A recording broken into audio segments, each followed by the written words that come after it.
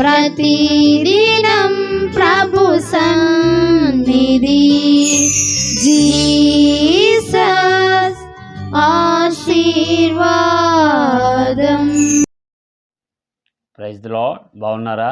మీరు బాగుండాలని ప్రతినిత్యం ప్రార్థిస్తూ ప్రభుని స్తుతిస్తూ ఉన్నాం ప్రియులారా. మరి జీసస్ ఆశీర్వాద మినిస్ట్రీ తరపున మీ అందరికీ శుభాభివందనాలు, దేవునికి స్తోత్రాలు. సంతోషకరం. ఈ పూట దేవుని వాగ్దానపు మాటతో మీ ముందుకు రావడం జరిగిందండి. ఏమిటి ఈ దినం దేవుని వాగ్దానపు మాట? దేవుని పరిశుద్ధ గ్రంథం మనం చూస్తే ప్రియులారా చూడండి, 87వ కీర్తనల గ్రంథము మొదటి వాక్యం చదువుతున్నాను. ఆ 2-3 వాక్యాలు మనం చూస్తే ఇలా రాయబడింది ప్రియులారా. ఆయన పట్టణపు పునాది పరిశుద్ధ పర్వతం మీద వేయబడి ఉన్నది. యాకోబు నివాసులన్నిటికంటే సియోను గుమ్మములు యెహోవాకు ప్రియములై ఉన్నవి. దేవుని పట్టణమా, మనుషులు నిన్ను గూర్చి మిక్కిలి గొప్ప సంగతులు చెప్పుకుందురు అన్న మాటలో రాయబడి ఉన్నాయి. పిల్లరా, ఈ 87వ కీర్తన ఏమండి, ఈ 2-3 వాక్యాలు మనం చూస్తే చక్కనైన మాట రాయబడింది. పరిశుద్ధ పట్టణమా, సరైన స్థలంలో లేదంటే మంచి పునాదులపై నీకు పునాది వేసింది. ఏమంటాడు? ఆయన పట్టణపు పునాదులు పరిశుద్ధ పర్వతం మీద వేయబడి ఉన్నది మాట అని. యాకోబు నివాసులు అన్నిటికంటేను సియోను గుమ్మం యెహోవాకు ప్రియములై ఉన్నాడు.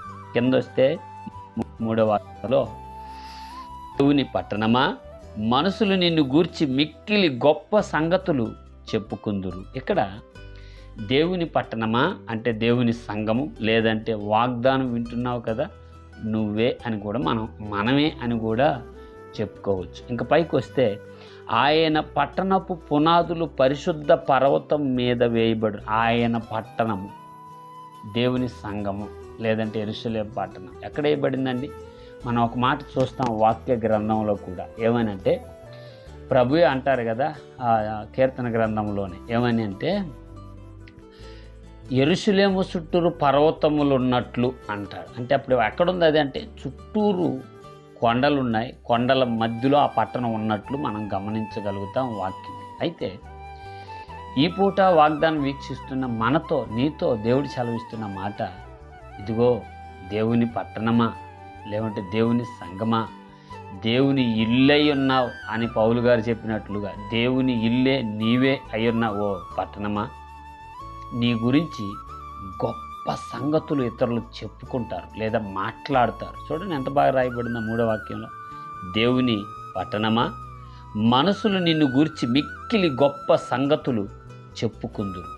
ఈ పూట వాగ్దానంలో ప్రభు సెలవిస్తున్నారు, నీ గురించి గొప్ప సంగతులు చెప్పుకోవాలి అంటే పరిశుద్ధమైన పర్వతం పైన నీ పునాది వేయబడాలన్నది దేవుని ఉద్దేశం. మనం ఒక మాట చూస్తాం. ఏమని అంటే, ఈ నా మాటల చొప్పున కట్టుకునిన వాడు బుద్ధిమంతుని పోలిన వాణిని ఉంటాడు నన్ను. పిల్లరా, ఎక్కడుంది ఆ పరిశుద్ధ పట్టణము? ప్రభు పరిశుద్ధమైన సన్నిధి, లేదంటే పరిశుద్ధాత్మ అభిషేకపు శక్తి అనేది మనం అర్థం చేసుకుంటాం. ఇంకో మాట కూడా చెప్పాలండి. ఏంటి అది అంటే, వాక్యపు పునాది పైన అదే పరిశుద్ధ పట్టణంగా కట్టబడాలి. ఏమే, భక్తులు పాట కూడా పాడారు కదా, ఏమని? నీ మీదనే నా నివాసం. అంటే ఎవరు? వాక్యం పైన నివాసము.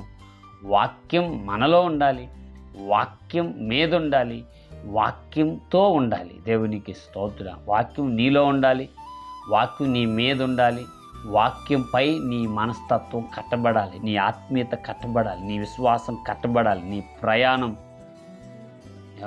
కట్టబడాలి. హల్లెలూయా. ఎందుకని అంటే ఆ పరిశుద్ధ పట్టణం ఎవరు? ప్రభువైన యేసుక్రీస్తు మీద కట్టబడటమే కదా నువ్వు బాగుండాలన్నది దేవుని ఉద్దేశం. అందుకే కదా, ఇదిగో ఏ చేతి సహాయం లేని రాయి అనే ఒక మాట మనం చూస్తాం దానియేలు గ్రంథంలో. ఈ వాగ్దానం వీక్షిస్తున్నారా, ఏ పర్వతం నువ్వు కొన్నావో, ఏ పర్వత శిఖరాన నువ్వు నిలబడాలని ఆశపడుతున్నావో ఒకసారి ఆలోచించు.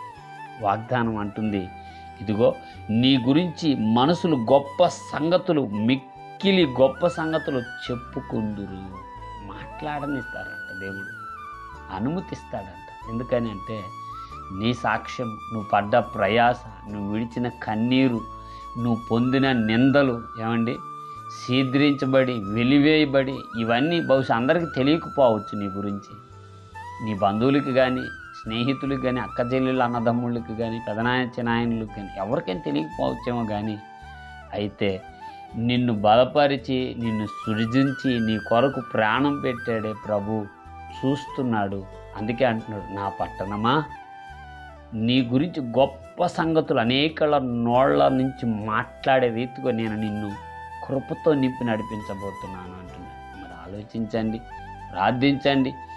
దండిగా మెండిగా ప్రభు కృప మీకు తోడుండుగా. ఆమేన్. ప్రార్థన. పరిశుద్ధుడివైన మా తండ్రి, మీకు వందనాలు. ఈ వాగ్దానం వీక్షిస్తున్న నీ ప్రియపిల్లలు పరిశుద్ధ పర్వతం మీద కట్టబడి, పరిశుద్ధ పట్టణమా అనేకులకు ప్రీతికరంగా ఉండినట్లు మీరు కృప చూపి దీవించి, తండ్రి నీ హస్తం చాపి మీ నామాన్ని మయం తెచ్చుకున్నామని యేసయ్య నామంలో ప్రార్థన చేయుచున్నాను తండ్రి. ఆమేన్. Praise the Lord. God bless.